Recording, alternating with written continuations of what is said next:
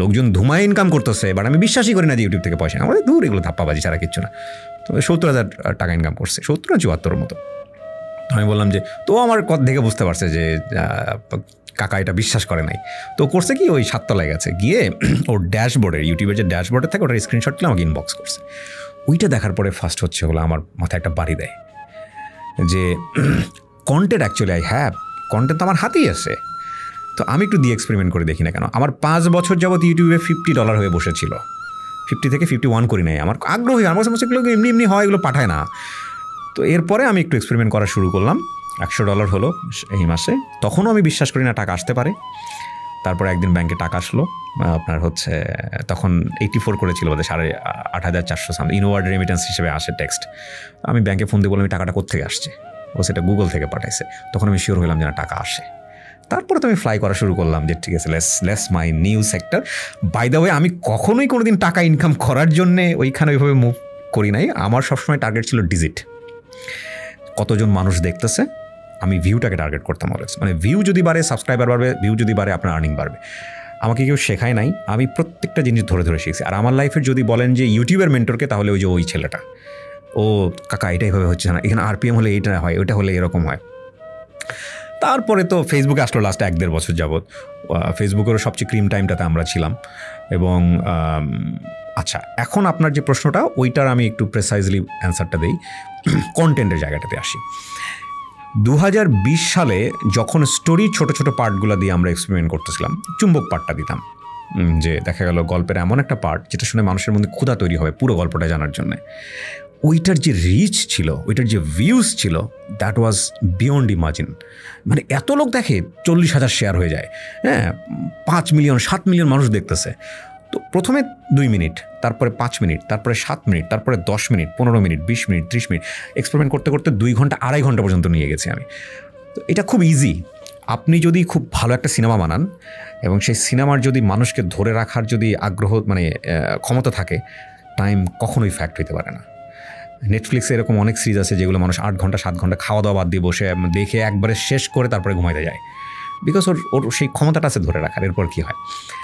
আর আমি মনে করি মানুষের লাইফে যা ঘটে সেটা যদি সে ভালো করে বলতে পারে, বা বলার প্যাটার্নটা একটা গ্রামার আছে, সেটা যদি সে তুলে নিয়ে আসতে পারে, মানে আমি এটা ব্যক্তিগতভাবে বিশ্বাস করি পৃথিবীর কোনো সিনেমা, হ্যাঁ ওখানে ফ্যান্টাসি গ্রো করা যায়, সিনেমাতে করা যায়, নাটকে বিভিন্ন রকমের লাইটিং টাইটিং দিয়ে ঘটনা এদিক ওদিক ফ্যান্টাসি করা যায়, বাট তার চেয়ে অনেক বেশি ফ্যান্টাসি মানুষের লাইফে থাকে। এবং আমি জাস্ট খালি পিক করি, আমার কাছে 10টা স্টোরি আসলে, 15টা স্টোরি আসলে আমি বুঝি যে ফাইন, এটা মানুষ শুনবে, এটাই আমাকে দিতে হবে। ওইখানে কিছু এথিক্যাল ব্যাপার স্যাপার থাকে যে এটা আসলে সোশ্যাল মিডিয়ার জন্য প্রযোজ্য কিনা। আমি আপনাকে এখানে আরেকটা ফুটনোট দিই, আমার কাছে কিছু কিছু স্টোরি আছে, স্টিল আছে, বড় বড় সেলিব্রিটিদের, যেগুলো প্রচার করলে, ধরেন আমি যদি আজকে প্রচার করি, কালকেই মনে করেন যে হাউকাউ শুরু হয়ে যাবে সারা বাংলাদেশে, কিন্তু আমি জানি এটার ইম্প্যাক্ট ভয়ানক। এটার ইম্প্যাক্টটা পড়বে যাকে নিয়ে বলা হয়েছে তার বাচ্চার উপরে, যাকে নিয়ে বলা হয়েছে তার উপরে, যে বলছে তার উপরে। আমি গল্প শুনছি, আমি জানি যে গল্প শুনে আমি গল্পটা প্রচার করতে পারবো না, আমি 2 ঘন্টা ধরে খুব মনোযোগ দিয়ে শুনতেছি, আমার ভিতরে কষ্ট হচ্ছে, আমি টাইমটা নষ্ট করতেছি। সে বলে গেছে, সে প্রচুর পোক করেছে আমাকে মাসের পর মাস, আমি গল্প প্রচার করিনি। আমি এমন স্টোরি পেয়েছি যে গল্প প্রচার করলে রিলিজিয়াসলি একটা মানুষের প্রচণ্ড ক্ষতি হবে, কিন্তু সমাজ বাস্তবতা এটা চরম বাস্তব। এবং দেখা গেল যে এমন হতে পারে যে ওই কমিউনিটিতে আগুন ধরে যাবে, এবং আমি সে গল্প প্রচার করিনি। এই জায়গাটায় না, মানে সরি আমি আপনাকে করলাম যে মানে আপনার পার্টিকুলার চ্যানেলের ব্যাপারে যে জিনিসটা আমাকে সবচেয়ে বেশি অ্যামেজ করে, সেটাও ইন আ পজিটিভ ওয়ে, সেটা হচ্ছে আপনি বাংলাদেশের কোটি কোটি মানুষকে কাঁদাইছেন এবং হাসাইছেন অনেকবার, কিন্তু আপনি নৈতিকতার বাউন্ডারিটার বাইরে আপনি যান নাই বা যেতে হয় নাই। মিডিয়ার একটা খুব কমন ইয়ে হচ্ছে, যেহেতু আমরা অ্যাটেনশন নিয়ে খেলি, অনেক সময় অ্যাটেনশন অনেক কিছু পায় যেটা সীমা লঙ্ঘন করে, boundary of social values and সামাজিক নৈতিকতা অ্যান্ড অল অফ দ্যাট। কিন্তু এই যে জিনিসটা আপনি মানে দাঁড়া করাইলেন, ডেফিনেটলি এটা একটা সময় আপনি গ্রো করছে, স্কেল করছে, বাট গল্প চুজ করার ক্ষেত্রে এবং আপনার এই গল্পটাকে স্ট্রাকচার করে মানুষকে প্রেজেন্ট করার ক্ষেত্রে কোন জিনিসগুলো আপনি মাথায় রাখেন? আচ্ছা, এডিটিং স্কিলের জায়গায় আমি বিনয়ের সাথে বলতে চাই, আমি যে সব কিছু পেরেছি তা না, বা যতটুকু পেরেছি এটার ক্রেডিট যদি কাউকে দিতে হয়, প্রথমত আমি লাভলু ভাইকে দিব, কারণ এডিটিং সেন্সের জায়গাটা উনি আমাকে হাতে ধরে ধরে শেখাইছে। এমন মনে করেন যে এমন একটা গল্প পেয়েছি, প্রচুর উত্তেজনা নিয়ে ওনার রুমে ঢুকে গেছি, লাভলু ভাই পাইছি, এটা দিলে তো মানে বুম। আমার তো তখন বুম ছাড়া অন্য কিছু মাথায় ছিল না। লাভলু ভাই গল্পটা পড়ে বললো যে না, এটা প্রচার করা যাবে না। 1 ঘন্টা ধরে আপসেট, কি বললেন আপনি? পরে বুঝছি যে না ঠিক আছে, উনি যেটা বলেছে সেটা ঠিক আছে। অত্যন্ত ধারালো একটা বিষয়কে উপস্থাপন করতে পারেন। এইখানে আপনার মনসিয়ানাটা হচ্ছে এই জায়গাটায় যে বিষয়টা ধারালো, এমনভাবে উপস্থাপন করে না যাতে মানুষ কেটে যায়, মানে কারো একজন হাত কেটে যায়। ওই ধারালো জিনিসটাকে আপনাকে ঠিক সেই প্রেসাইজলিই করতে হবে। এইখানে 2টা জিনিস মনে হয় আমাকে কিছুটা শিখিয়েছে। একটা হচ্ছে আমি মাল্টি কালচারাল কমিউনিটিতে বড় হয়েছি, মানে একদম অজপাড়াগা থেকে শুরু করে তারপরে আপনার একটু উপশহর টাইপের জীবন, তারপরে শহরে জীবন, অতি উচ্চ আধুনিকতার মধ্যে যাইতে পারিনি এখন পর্যন্ত, বাট উচ্চবিত্ত পর্যন্ত মনে হয় কিছুটা হলেও টাচ পেয়েছি। তো এই যে মানুষের লাইফ থটগুলো, মাল্টি ডাইভার্স থট, এগুলো আমাকে কিছুটা হলেও মানে সেলফ লার্নিংয়ের জায়গাটা তৈরি করে দিয়েছে।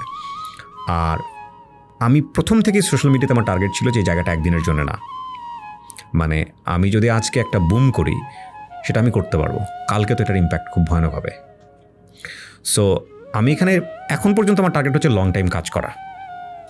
আর যে কোনো জিনিস আপনি যদি লং টাইম করতে চান তাহলে আসলে আমার মনে হয় একটু ধীরে সুস্থে এখনোটাই বেটার।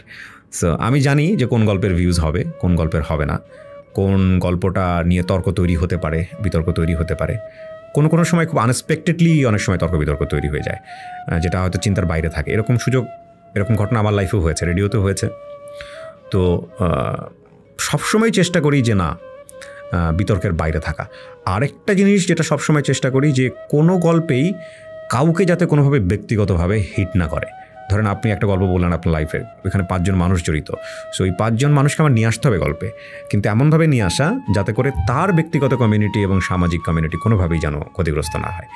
এগুলো প্রথম দিকে ছিল না, রেডিওতে অনেক সময় পারি নাই, বুঝে উঠতে পারি নাই, বাট এখন অনেক বেশি সতর্ক থাকি, অনেক সতর্ক থাকি। 2015 পরবর্তী ফেসবুক এবং ইউটিউব যত আসছে, বেশিরভাগ টিভি চ্যানেল সাফার করছে, বেশিরভাগ রেডিও চ্যানেল সাফার করছে। সেইখানে আপনি একেবারে সুইফটলি ট্রানজিশনটা করছেন, এবং সেই ট্রানজিশনে বহু মিডিয়াকর্মী সেই কাজটা করতে পারে নাই। অনেক মিডিয়াকর্মীর এই কমপ্লেনটা আছে যে ওরা তো শিল্পী না, কিন্তু অর্থাৎ তারা যুগের সাথে বদলায় আসতে পারেন। তো সেই জায়গাটাতে আপনার 2000 মানে জাস্ট ফেসবুক ইউটিউবে শুরু করার আগে এবং শুরু করার পরে আপনার বাংলাদেশের মিডিয়া কর্মীরা যেই আর্থিকভাবে বা সামাজিকভাবে যে ক্ষয়ক্ষতিটা হয়েছে, সেই ক্ষয়ক্ষতিটা তো আপনার ক্ষেত্রে হিতের বিপরীত হয়েছে, আশীর্বাদ হয়েছে, আলহামদুলিল্লাহ। সো এখানে আপনি মিডিয়া কর্মীদের বা শিল্পীদের গতানুগতিক মানসিকতাটাকে আপনি কিভাবে দেখেন? আচ্ছা, একটা যেটা হচ্ছে আমি খুব লাকি বলবো, প্রথম কথা হচ্ছে প্রত্যেকটা মানুষই ইউনিক। আমার মনে হয় আপনি নিজেও এটা বিলিভ করেন, আল্লাহ দুনিয়াতে পাঠাইছে মানে হচ্ছে তার মধ্যে কিছু না কিছু ইউনিকনেস দিয়ে পাঠাইছেই। আফসোসের বিষয় হচ্ছে যে কেউ সারা জীবনে সেটা ইনোভেট করতে পারে না, কেউ হয়তো খুব অল্প সময় ইনোভেট করতে পারে। সক্রেটিসের একটা কথা আছে, নো দাই সেলফ, নিজেকে জানো। বেসিক্যালি ওইটাই। আমি আসলে খুব লাকি যে আমি প্রচুর এক্সপেরিমেন্ট করার সুযোগ পেয়েছি রেডিওতে।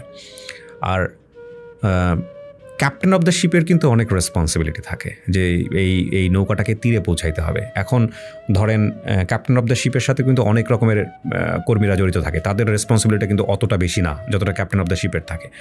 যখন একটা রেডিও 1 নম্বর হওয়া না হওয়া একটা আর্যের ওপর নির্ভর করে এবং আর্য প্রোগ্রামের উপর নির্ভর করে, তখন ভাই আমি আপনাকে খুলেই বলি, আমি যখন 1.5 লাখ টাকার মতো স্যালারি পাই, আমার পরের জন সে দেখা গেল 50,000ও পায় না।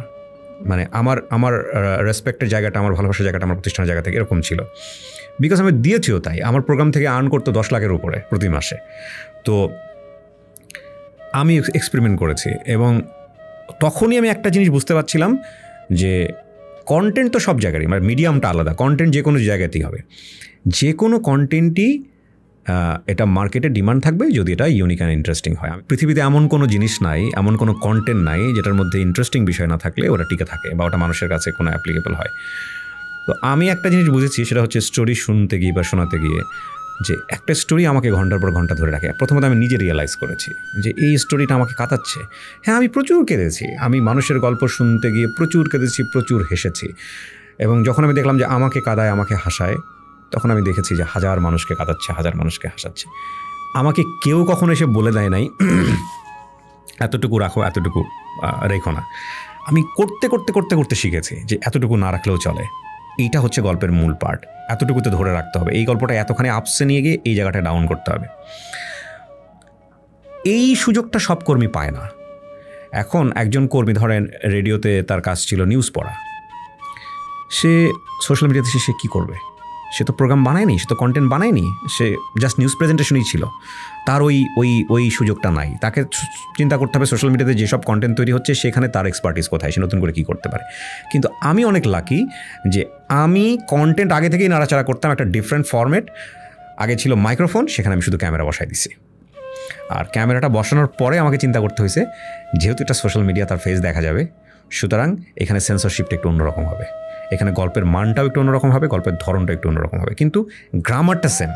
লাইক রেডিও তো ইন্টারেস্টিং হলে মানুষ শোনে, এমনও ঘটনা আছে সাউন্ড বক্সে দিয়ে বাজারের মধ্যে সবাই গোল হয়ে শুনেছে, এমনও ঘটনা আছে যে এই গল্প সিডি আকারে বিক্রি হতো, পেন ড্রাইভে 5টা গল্প 5 টাকা 5 টাকা করে 25 টাকা। এমনও গল্প আছে যে আইসক্রিমওয়ালা আপনার এই গল্প বাজায় বাজায় গ্রামেগঞ্জে আইসক্রিম বিক্রি করে, সেগুলোর ফুটেজও আসতো আমাদের কাছে। হ্যাঁ, এবং গল্প চলতেছে, বাচ্চারা বুড়ারা সবাই গোল হয়ে আইসক্রিমওয়ালা চারপাশে ঘুরতেছে, হ্যাঁ ওই লোক আইসক্রিম বিক্রি করতেছে, এরকম ঘটনা আছে। আমি জাস্ট ওই এক্সপেরিমেন্টগুলো করেছি এবং আমার কাছে মনে হচ্ছে যখন ক্লিক করা শুরু করলো তখন আমার কাছে মনে হচ্ছে fine, this is the right time. But আমি কখনোই অর্থের দিকে ফোকাস করিনি। আমার এক পর্যায়ে গিয়ে মনে হচ্ছিল যে ওকে ফাইন, 3 মাস না 4 মাস যাওয়ার পরে বা 5 মাস যাওয়ার পরে, এটা বললে তো বুঝে যাবে লোকজন কী পরিমাণ ইনকাম করতাম আমি ওই সময়। ওকে ফাইন, ডলারের জায়গা থেকে $10,000 করা যায় কিনা 3 মাস মানে কন্টেন্ট মুভ করার পরে, মাসের 15-20 তারিখের মধ্যেই সেটা ক্রস করে গেছে। রাইট। আপনার যেখানে 2019-20 সালে যেখানে আপনার বেতন অর্ধেক, সন্তান আছে, বউ আছে, সংসার আছে, সেইখানে আপনি সোশ্যাল মিডিয়াতে ঢুকলেন। অ্যান্ড সোশ্যাল মিডিয়াতে মানে 1 নম্বর হওয়াটা খুবই কঠিন, বাট ডেফিনেটলি আপনি 1 নম্বর ছিলেন এবং আছেন for a very long time in many ways. তো এইটা আপনার অর্থের দিকে না তাকাইলেও সেটা আপনার ধরেন 2019-20 আগে আপনার যে বাৎসরিক আয় ছিল তার আনুমানিক কত গুণে গিয়ে সেটা আপনাকে পরিণত করছে এখন আচ্ছা মাত্র 3 বছরে। আচ্ছা, মানে আমি যদি বলি যে আমার ওই স্যালারির জায়গাটা বলতেছেন আপনি, স্যালারি থেকে আমি কী পরিমাণে করতাম, আমি বরং এইভাবে বলি আপনাকে, আমার ফ্রেন্ডদেরকে আমি করে বলি, আমার ইউটিউব থেকে যেসব ভাই ব্রাদাররা ইনকাম করেন ফেসবুক থেকে, তারা খুব সহজে রিলেট করতে পারবে। ওই তো প্রথমেই গল্পটা আছে যে ওই যাকে অফার করলাম যে জয়েন করবে কিনা, ওই যখন বললাম না চাচা আমি করবো না জয়েন, তো বিষয়টা আসলে এরকমই। টু বি অনেস্ট, আমি যদি আরও 10 বার লাইফে কর্পোরেট জবে যাই, 10 বার যদি আমার এরকম 10 বছরের করে ক্যারিয়ার হয়, সেটাও সম্ভব না। আলটিমেটলি আমি লাস্ট 3 বছরে মানে যে পরিমাণ আয়ের ক্যাপাবিলিটিস পেয়েছি বা আমি আয় করতে পেরেছি। এইখানে আরেকটা ইন্টারেস্টিং বিষয় হলো, এই কাজ করতে গিয়ে আমি একটা লিমিটেড কোম্পানি খুলে ফেলি আর কি। খুলে ফেলি বলতে লিমিটেড কোম্পানি আমার ছিল আগে থেকে, কিন্তু ফরম্যাটটা চেঞ্জ করি। এবং আমি জানি না বাংলাদেশে এরকম আর কখনো আছে কিনা যে একজন মানুষ 1 পার্সন আর্মি যে হচ্ছে আর 2-3টা হ্যান্ড নিয়ে লিমিটেড কোম্পানি চালায়, তাও কন্টেন্টের উপরে, সোশ্যাল মিডিয়া কন্টেন্টের উপরে। তো আমাদের আর্নিংটা হতো 3টা সোর্স থেকে। একটা হচ্ছে কন্টেন্ট, একটাই আপনার ফেসবুক আপনাকে পয়সা দেয় কন্টেন্টের জন্য, ইউটিউব পয়সা দেয়, আবার এই কন্টেন্টই আপনি লোকাল মার্কেটে সেল করেন। হ্যাঁ, তো আমি যে সময়ের কথা বলছি ওই সময় আপনার হচ্ছে ই ভ্যালি বা ওগুলো যারা ছিল ওই সময়টা কিন্তু খুব ভালো ছিল, মানে আপনার হচ্ছে কমার্শিয়ালি ওরা অনলাইনে ভালো ব্যবসা করতেছে। এরপর তো অনেক ধরপাকড় শুরু হলো, অনেক কিছু, ওই সময়টার কথা আমি বলতেছি। তো ওইখান থেকে প্রচুর বিজ্ঞাপন আসতো। তো আমরা লোকাল মার্কেট থেকে যেটা আয় করতাম, এটার আমরা সবসময় 15% ট্যাক্স ভ্যাট দিয়ে হলো আমরা এই করতাম। আর মনিটাইজ থেকে যেটা আসতো সেটা তো বাংলাদেশে এখন পর্যন্ত আমি যত জানি যে সরকার এটাকে ট্যাক্স ফ্রি রেখেছেন। তো আলহামদুলিল্লাহ আমাদের একটা কন্টেন্ট দিয়ে 3টা জায়গা থেকে আমাদের আয় হতো। এখনকার জায়গাটা একটু ডিফিকাল্ট। তো আমার প্রথম দিন থেকে স্ট্র্যাটেজি ছিল, ইফ মাই গুড ইজ মানে বেস্ট, লাইক আমার কন্টেন্ট যদি গুড হয়, আমার কন্টেন্ট যদি পয়সা আনার মতো হয়, তাহলে পয়সা আসবে, সেটার জন্য আমার জুতার তলা খরচ করার কোনো দরকার নাই। আর আমার পয়সা তো মনিটাইজ থেকে আসতেছেই, ফেসবুক থেকে ইউটিউব থেকে আসতেছে, এত লোভ তো নাই। সো এরকম হয়েছে যে ধরেন আমাকে বলেছে যে আপনি তো আমার অফিসে গেছেন, ছোট্ট একটা অফিস, আমি নাম বলতেছি না, খুব বড় একটা গ্রুপ অফ ইন্ডাস্ট্রিজের মালিকের মা আমার আপন ঠিকানা দেখতো, যে এটার মাধ্যমে 300 ক্রস করে গেছে ছেলেমেয়েদেরকে আমরা পরিবারে ফেরাইছি আলহামদুলিল্লাহ। এবং উনি দেখতো উনি ওনার গ্রুপ অফ কোম্পানিজের যিনি হেড ছিলেন তাকে বলছে যে এই ছেলের এই প্রোগ্রামটা নিয়ে কিছু করা যায় কিনা দেখো।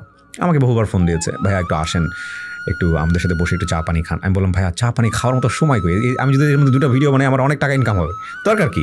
তো করতে করতে বেচারিরা একসময় আমার অফিসে আসছে, কর্পোরেট অফিস, স্যুট টাই ঠাই পড়া আসে বিশাল, আমার তো কিছু নাই, মাথার উপরে ফ্যান ঝুলতেছে। তো আমি আজ ইউজুয়ালি চেয়ারে বসছি, ওনারা ওয়াশরুমের পাশে আমার ছোট্ট একটা সোফা, ওখানে বসছে। আমি ভিতর ভিতরে খুব হাসি আসতেছে আমার। হাসছে এই কারণে, C the power of content. যেখানে আপনি 2 বছর আগে এরকম কোনো অফার পেলে রেডিওর সেলস টিম নিয়ে অমুক নিয়ে সব গাড়ি ঠাড়ি দৌড়ায় গিয়ে ঘন্টার পর ঘন্টা মিটিং করতেন, সেখানে ওনারা নিজের আসছে আমার অফিসে আমার সাথে কথা বলার জন্য। আলহামদুলিল্লাহ মিটিং করলাম 1 ঘন্টা 1.5 ঘন্টা, ভদ্রলোক নাকে হাত দিয়েই মিটিং করলেন। আমি বুঝতে পারছি বিকজ এনভায়রনমেন্ট ওরকম না, তখন অফিসে ভাবে তৈরি করা হয় নাই। এবং রুম থেকে বের হয়ে উনি কনফার্ম করলেন যে ইয়েস আমরা মুভ করতেছি আপনার সঙ্গে। ব্যাপারটা হচ্ছে কি যে আপনার অফিসে যখন আমি গেছি, আমি আসার পরে আমি এই গল্পটা অনেককে বলছি, অনেকেরই আপনাদের হয়তো যারা অডিয়েন্স তাদের হয়তো বা RJ কিবরিয়া ভাইয়ের অফিসে যাওয়ার সুযোগ হবে না। তো সেই জায়গাটা থেকে আমি বলতেছি, ওনার অফিসের সবচেয়ে অসাধারণ ব্যাপারটাই হচ্ছে যে ওনার থেকে লো কস্ট এবং হাই রেভিনিউ জেনারেটিং কোনো অফিস স্পেস আমি আমার জীবনে কল্পনা করতে পারি না। এবং এটা আমি যখন গেছি আমি তখন বুঝছি, আর আমার কাছে মনে হয়েছে যে উনি যে কত মিনিমালিস্টিক অল্প সেট আপে একটা গল্পকে কত স্ট্রং করতে পারে, এটা আনবিলিভেবল। এটার কারণ আছে ভাই, 2020 সালে যখন আমাদের করোনার কারণে অফিস বন্ধ হয়ে গেল, রমজান মাস, পুরো সময়টা আমি ঘরে বসা, কি করব বুঝে উঠতে পারছি না। এক পর্যায়ে মনে হলো আমার একটা জায়গা দরকার বসার। ওই সময় আমি হচ্ছে এই যে বিভিন্ন ওয়েবসাইটে যে বিজ্ঞাপনগুলো দেয়, আমি খুব লো রেটে খুঁজতেছিলাম, কারণ আমি তো তখনও জানি না ফিউচার আমার কী দাঁড়াচ্ছে। নাভানা টাওয়ারের খুব কাছাকাছি মহাখালী ওই জায়গাটার মধ্যে স্পেসের মধ্যে এরকম একটা 15, 16, 17 হাজার টাকা 18 হাজার টাকার ভাড়া দেওয়া একটা বাসা পেয়ে গেলাম কমার্শিয়ালি। আল্লাহ মিলাই দিচ্ছে, বিলিভ মি। যে বাড়ির ওনার, উনি জানে না এই স্টুডিও কি, উনি জানে না ইউটিউব কি, ফেসবুক কি। হ্যাঁ, আলহামদুলিল্লাহ এখন উনি খুব ভালোবাসে, কারণ উনি ওই এলাকার ওই যে মৃত লাশ গোসল করান এবং খুব পপুলার মানুষ। তো উনি খুব খুশি যে ওনার বিল্ডিংয়ে এরকম একজন আসছে যে হচ্ছে এরকম হারায় যাওয়া ছেলে মেয়েদেরকে সে খুঁজে দেয়।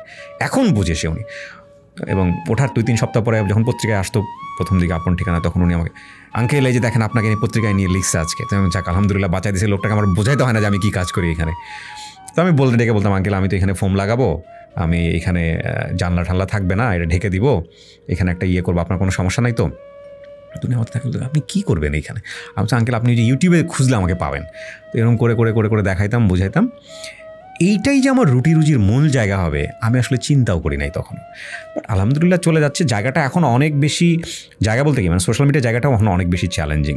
আপনি জানেন যে ফেসবুকের রিচ এখন অনেক কম, ইউটিউবে চ্যানেল বেড়ে গেছে অনেক। আর আমাকে আরেকটা বড় জিনিস যেটা হচ্ছে আপন ঠিকানা অনেক বেশি স্টাক করে ফেলছে। এটা কিন্তু শুধুমাত্র কন্টেন্ট, এটা একটা সামাজিক দায়িত্ব।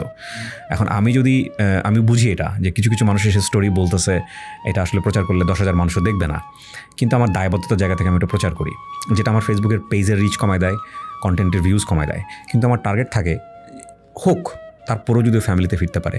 এবং এরকমভাবে প্রচুর ছেলে মেয়ে ফ্যামিলিতে ফিরে গেছে। আপনি যদি আমার সবচেয়ে বড় স্যাটিসফ্যাকশনের জায়গা বলেন, তাহলে আমি বলতে পারবো হয়তো আমার পরে এর চেয়েও ভালো কাজ অনেকেই করবেন যদি এটা ভালো কাজ হিসেবে কাউন্ট হয়।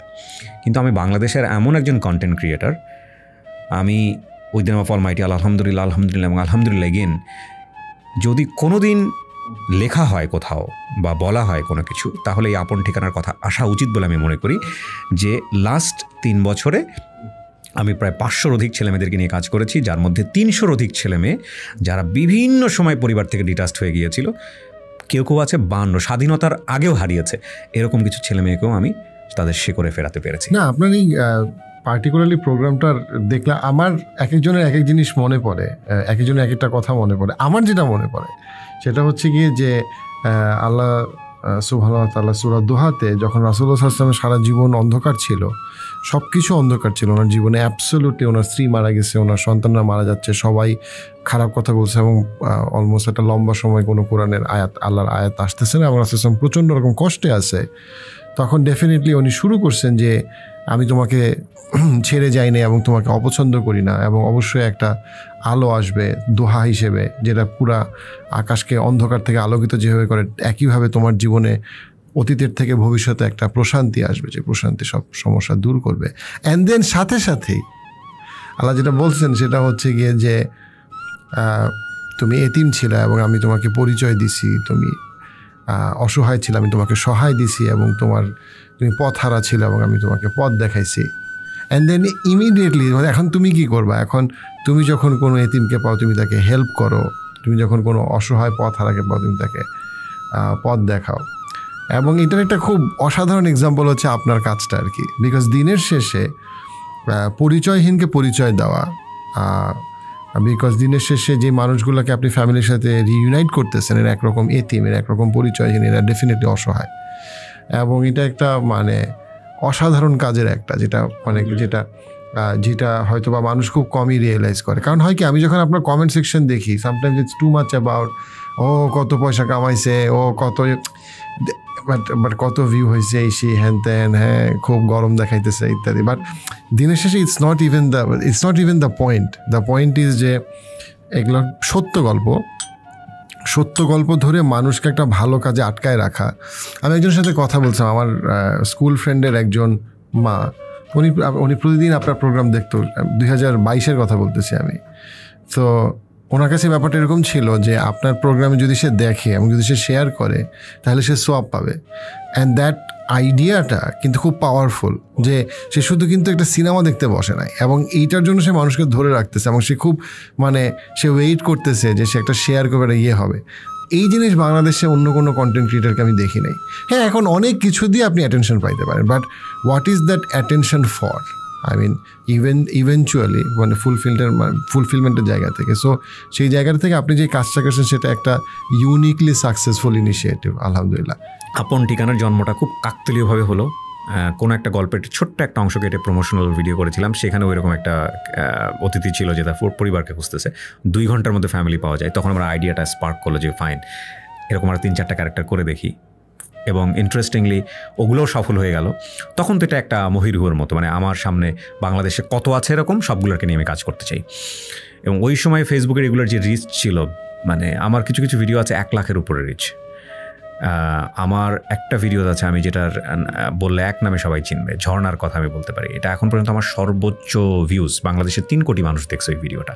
18 কোটি মানুষের মধ্যে 3 কোটি মানুষ দেখে ফেলছে। হ্যাঁ, কত আয় করছে এটা জিজ্ঞেস করেন ওই ভিডিও থেকে, বাই দ্য ওয়ে। সো এটা ফেসবুকের কথা বলছি আমি। তো এই যে ব্যাপারগুলো, ওইটা না করতে পারলে সোশ্যাল মিডিয়াতে আমাকে মানুষ তো চিনছে বেসিক্যালি মেজরিটি পার্সন আপন ঠিকানা দিয়ে, কিন্তু আমার তো ব্র্যান্ডিং হচ্ছে স্টোরি, আমি স্টোরি যেভাবে পিক করি, তারপরে আসছে ব্র্যান্ডিং বাংলাদেশ বা লাইফ, এগুলা। তো আপন ঠিকানা না করলে হয়তো বা আমি ফ্রাস্ট্রেশনে সারা জীবনই থাকতাম। আর আপন ঠিকানা, ব্র্যান্ডিং বাংলাদেশ, লাইফ, এগুলো করে আমার মধ্যে একটা শিক্ষা হয়েছে, ইটস সেলফ রিয়েলাইজেশন যেটা বলি। আপনি পৃথিবীতে যে কাজই করেন না কেন ইয়াহিয়া আমিন ভাই, যে কাজই করেন না কেন, যেই প্ল্যাটফর্মই করেন না কেন, সেটা যদি ইউনিক না হয়, ইন্টারেস্টিং না হয়, তার আপনি আপনার লাইফের বেস্ট কাজটা করেন নাই এখন পর্যন্ত। তো আমি রাইট নাও 41। আমার কাছে মনে হয় যেটা আমি আমার লাইফে কতগুলো বেস্ট কাজ আল্লাহ করাবে জানি না, বাট আমি সোশ্যাল মিডিয়াতে যে বেস্ট কাজটা করা সম্ভব ছিল সেটা আমি করেছি। বাট আমি স্টিল হাঙ্গ্রি, আমি নেক্সট কী করবো আমি জানি না, আমি খুঁজতেছি নতুন কিছু একটা করার জন্য। এই দিক থেকে আমার একটা স্যাটিসফ্যাকশন আছে। আমি মনে করি জীবিত মানুষ এটা আমার থট, যেই লেভেলেরই মানুষ হোক না কেন, যে এখানে ভদ্রলোক 2জন ক্যামেরার পিছনে বসে আছে তাদেরকে সহ বলতেছি, উনি যদি ওনার ইউনিকনেসটা খুঁজে না পেয়ে থাকে, উনি কোন কাজে দক্ষ, এবং উনি যে কাজে দক্ষ, যে কাজে মাস্টারপিস, সেটা পৃথিবীর 700 কোটি মানুষের মধ্যে আর কেউ না, ওটা উনিই মাস্টারপিস। হয়তো করবে একই প্ল্যাটফর্মে, বাট ওনার ইউনিকনেস ওনারই, ওটা অন্য কেউ করবে না। লাইক আমি যদি সহজ করে উদাহরণ দিই, সবগুলো হোটেলে গেলেই আপনি আলু ভর্তা পাবেন, কিন্তু একটা পার্টিকুলার হোটেলের আলু ভর্তা আপনার মজা লাগে, ওই হাতটা আপনি নিতেও পারবেন না, ওই আলু ভর্তা আপনি নিতেও পারবেন না। সো এটা আমি বিশ্বাস করি প্রত্যেকটা মানুষের মধ্যে আল্লাহ এই ইউনিকনেসটা দিয়েছে কোনো না কোনো জায়গাতে। কেউ হয়তো বাদাম বিক্রি করবে, কেউ হয়তো পান বিক্রি করবে, কেউ হয়তো খুব বড় একটা বিজনেস ম্যাগনেট হবে, কেউ হয়তো খুব ভালো কন্টেন্ট ক্রিয়েটার হবে, কেউ হয়তো খুব ভালো স্পিকার হবে, কেউ হয়তো খুব ভালো ডাক্তার হবে। যেই যেটা হোক না কেন, দ্যাট ইজ ইউনিক থিং। ওইটা যদি সে আবিষ্কার করতে না পারে তার ফুল লাইফে, তার আমি মনে করি সে তার পুরো লাইফটাই অপচয় করে গেছে সিস্টেমের কাছে, অথবা কোনো না কোনো ক্যাটাগরিক্যালি সে অপচয় করছে। হয়তো তার পারিবারিক রেসপন্সিবিলিটির কাছে অপচয় করছে, অথবা টেনশনে অপচয় করছে।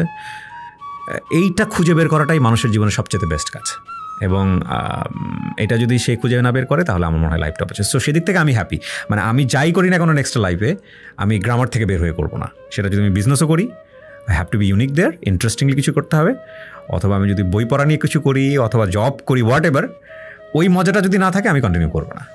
So that is best achievement আমার সোশ্যাল মিডিয়া। না, এটা একটা মানে খুবই মানে মিনিংফুল ওয়ে লাইফকে দেখার জন্য। শুধু ইউনিক না, আমার কাছে মনে হয় এক্সেলেন্সের পিছনে ছোটাটাও খুব ইম্পর্টেন্ট, যে আমি যাই করি, আমি চা বানাই আর আমি চানাচুর বানাই আর আমি বউ বা স্বামী, আমি আমি আমি জাস্ট এক্সেলেন্সের পিছনে ছুটি। মানুষের সবচেয়ে বড় ব্যর্থতা হচ্ছে যখন সে ভিতর থেকে মিডিওক্রেসিকে মেনে নেয়, যে কিছুটা হইলো না হইলো, পারলাম না, আমার কিছু যায় আসে না, তখন জীবিত মানুষটা মারা যায় ভিতর থেকে। সো আপনি যেটা বললেন, একটা হচ্ছে ইউনিক, আর পাশাপাশি আমার মনে হয় যে আমি যাই করি আমি সেটাতে এক্সিলেন্সের চূড়ায় যাব। এই যে স্পৃহাটা, সেটা শুধু টাকা আয় করার ব্যাপারটা না, ব্যাপারটা হচ্ছে ইন টার্মস অফ আমি জীবন্ত, এটা ফিল করা, আমি ঘুম থেকে উঠছি এটা ফিল করা ইন এ মিনিংফুল ওয়ে, সেটা আমার কাছে মনে হয় অসাধারণ একটা বিষয়।